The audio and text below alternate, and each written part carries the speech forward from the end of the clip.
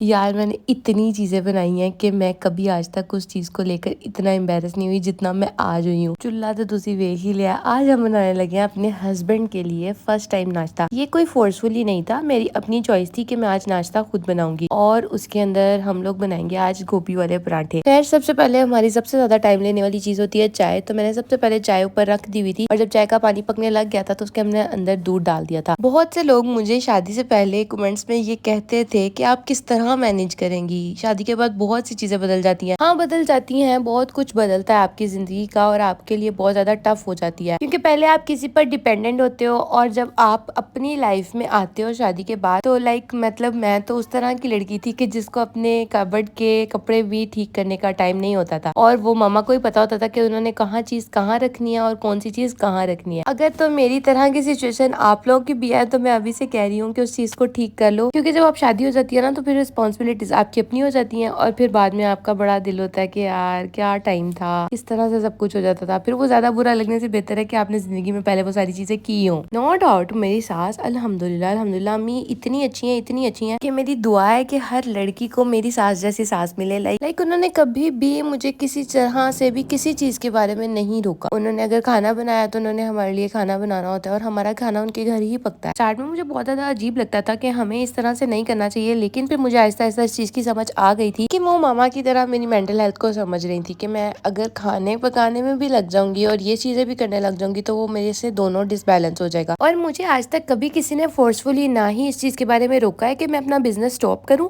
और ना ही किसी ने मुझे फोर्सफुली इस पे मुझे मुसल्लत किया है कि मैं अपना बिजनेस कंटिन्यू करूं। ये मेरी अपनी ऑन चॉइस है कि मैं इसको कंटिन्यू कर रही हूँ। और हाँ, बहुत से लोगों का ये क्वेश्चन था क्या आप अकेली रहती हैं? जी हाँ, मैं और मेरे हस्बैंड यहाँ पर अकेले रहते हैं। ये हम अपने घर हमारा अलग है, अपने घर से मेन घर से। वहाँ पर अम्मी होती हैं और यहाँ पर हम होते हैं, सिर्फ हम होते हैं क्योंकि मेरी टीम ज्यादा थी और मैंने बस ये कहा था कि उनको एक अलग अलग रूम चाहिए होता है। देन दे डिसाइडेड कि ठीक है आप लोग अलग से अपना एक अलग से कर सकते। बहुत से क्वेश्चन है और मैंने Q&A बनाया था लेकिन नहीं बना सकी तो सोचा आज आप लोगों को इन सबका आंसर कर देती हूँ। साथ साथ मेरा नाश्ता बन रहा है और कसम से एम्बेरस मैं इसलिए हो रही थी कि पता नहीं कैसा बनेगा या मुझसे बन पाएगा या नहीं बन पाएगा। कुछ क्वेश्चंस के आंसर्स कर लिए हैं मैंने और अभी आप लोग देखिएगा आटा गूंद दिया हुआ था। तो यहाँ पर मैंने आटा इसलिए गूंदा था, मुझे पर्सनली पहले अम्मी ने कहा था कि आटा मेरे पास पड़ा हुआ है तो आप वही ले जाओ। तो मैंने कहा था नहीं मैं आटा गूंद लूंगी क्योंकि मेरे पास कंटेंट की बहुत किल्लत है। तो अम्मी ने मुझे कहा कि चलो ठीक है। उसके बाद बात कर लेते हैं कि बहुत से लोगों ने मेरे व्लॉग के ऊपर एक बात ये कही थी कि क्या खाना आपकी मामा की तरफ से आता है या आपकी सास की तरफ से? हमें लगता है आपकी मामा की तरफ से आता है क्योंकि कोई भी सास ऐसे नहीं करती। तो यहाँ पे ये कहना चाहूंगी कि मेरी सास की तरफ से आता है तो अल्हम्दुलिल्लाह अल्हम्दुलिल्लाह अल्हम्दुलिल्लाह मेरी सास बहुत अच्छी है। प्लस अब यहाँ पर मैं इसलिए थोड़ी सी एम्बेरस थी क्योंकि जजमेंटल कोई बात है नहीं।